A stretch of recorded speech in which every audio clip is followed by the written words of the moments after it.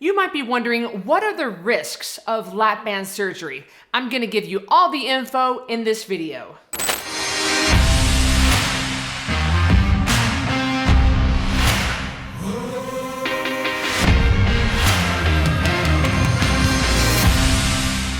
In this video, we are going to discuss what is lap band surgery and what are the risks. And next we'll discuss why people typically get a lap band surgery. And last, we'll dive into how you can lose just as much weight, but without the surgery. Okay, what is lap band surgery? There are three types of bariatric surgery, and lap band surgery is the least invasive of the three. And it's when the surgeon puts a thin band around the upper part of your stomach to create a smaller stomach. There are no sutures or stitches involved in this procedure. So what are the reasons that people get lap band surgery? Well, first of all, it's the cost. It's quite a bit less than the other two bariatric surgeries that are offered. People also think that it's reversible, but in reality, it's not. And people like the idea of the lap band being adjustable, but this inherently causes so many problems. And it is the least invasive procedure of all three bariatric surgeries. So let's talk about the risks. There's no money in healthy people, right? They make money off of people having bariatric surgery. I know firsthand because my sister Carrie, MSNRN and COO of Code Red, she had lap band surgery in Mexico. See, Carrie was 260 pounds and wasn't heavy enough to qualify for lap band surgery in the United States. So she went to Mexico, paid a little less than $6,000, and got the lap band surgery down there.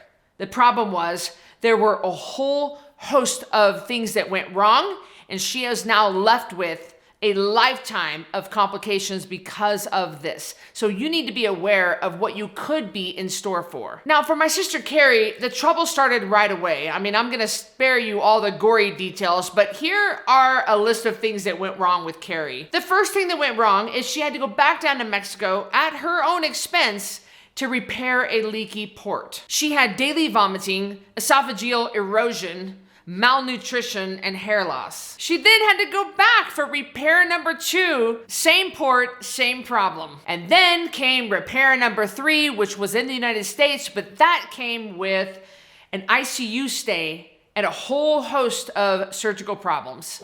So here are the most common things that can happen after surgery that no one wants to talk about. The first one, risk of repeat surgeries. Remember, my sister had at least 3 surgeries just to fix the problem of the faulty lap band surgery.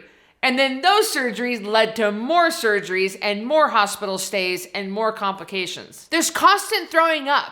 I'm talking about daily. You hear a lot of bariatric patients talk about getting stuck. Well, it's kind of hard to explain it, especially for those of us. And by the way, one of the producers behind the camera right now is hiding her face because this is so gross. And I know it's so gross to hear, but you need to hear it in case you're considering this. A lot of us people, we can't understand this because we don't get it. But for some reason, the way the surgery is, it causes your food to not want to go down all the way. It'll basically get stuck, and then it will cause you to throw up. Constant vomiting is terrible for your teeth. It erodes your esophagus. It's not good. We were never meant to vomit on a daily basis, and you'll find a whole bunch of complications just from that, just from daily vomiting. You could have anemia. You could have chronic B vitamin issues. You could have malnutrition. And why malnutrition?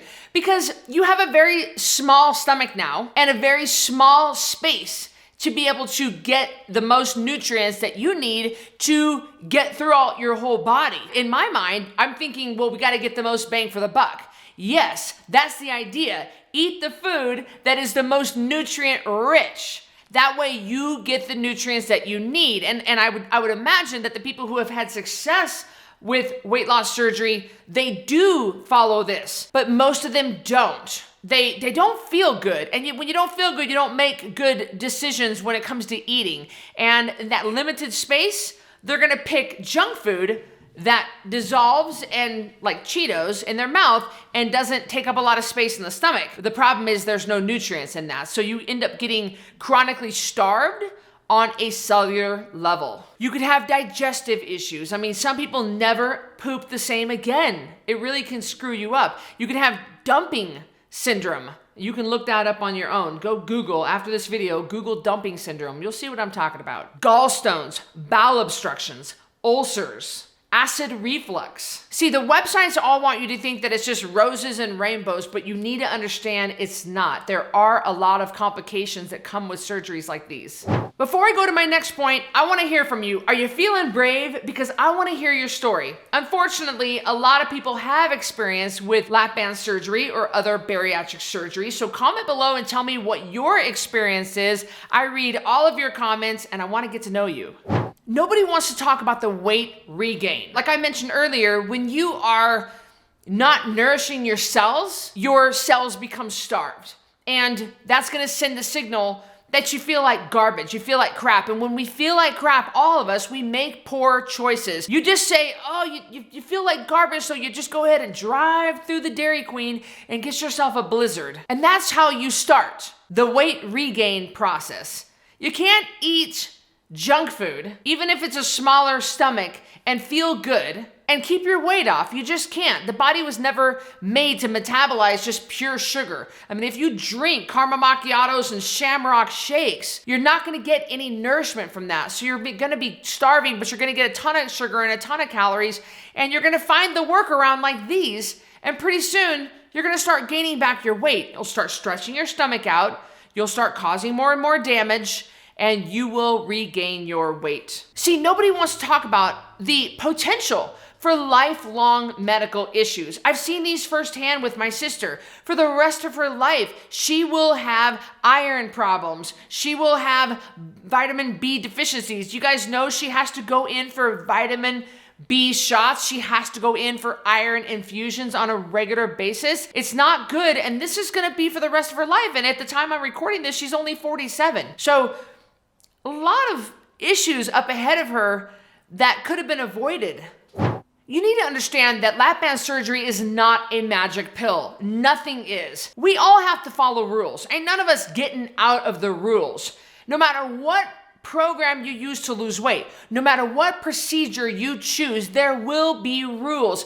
Every single thing has rules. You just want to choose the program or procedure that has the least amount of rules, or the rules that you can live with for the rest of your life. And I don't think that that's made really clear to people when they choose gastric surgery, any of them. But even Code Red has rules. I mean, I cannot go through Carl's Jr. 3 times a day and keep my weight down. It's not a green light. Even Code Red is not a green light to just eat any amount of anything you want all day long. We still have to drink our water. We still have to get our sleep every night. We still have to eat according to the food list. But the great thing about Code Red is we teach you why we do these things. We teach you that the proper human diet makes us all feel good, gives us energy, helps balance our hormones. We learn that we could have the cake pop if we wanted to, but we choose not to because that has done our health no good. Something that might surprise you is that Code Red can get just as much weight off of you in the same amount of time as the lap band. Yes, it is true. I know it might sound crazy. Again, Code Red is not a magic pill. It's not rapid weight loss. It's not anything crazy. It's real food, water, and sleep. But because you are nourishing your body on a cellular level, because you're healing your body releases the unwanted weight. Even by just adding in sleep, even by just turning your phone off a little bit earlier, getting the kids bathed and in bed and hugs and stories, and everybody go to sleep a little bit earlier at night, it yields a weight loss the next morning. Even just making sure you have at least a gallon of water a day. It's so simple, but I think that people really complicate weight loss. They do stupid things like get a $24,000 lap band surgery because they're feeling desperate and hopeless. And I get that. I understand. We've all done it. We've all made stupid mistakes when it came to weight loss. I should do a video called The Stupid Things I Did to Lose Weight, so I totally understand. But let me tell you, with Code Red, you could lose 10% of your body weight every month, and that's without shakes, pills, diet foods, or exercise, and you don't have to go under the knife. So if you want to skip to the front of the line, get yourself a fully customized nutrition program. I write all of the nutrition programs myself, and I'll be sure that you have every single thing you need to get your weight off, and then I transfer you to our maintenance program to help you learn how to keep your weight off. It's incredible. But if you're not quite ready for a custom program, we do have the 10-pound takedown challenge. I'm sure you've heard of this.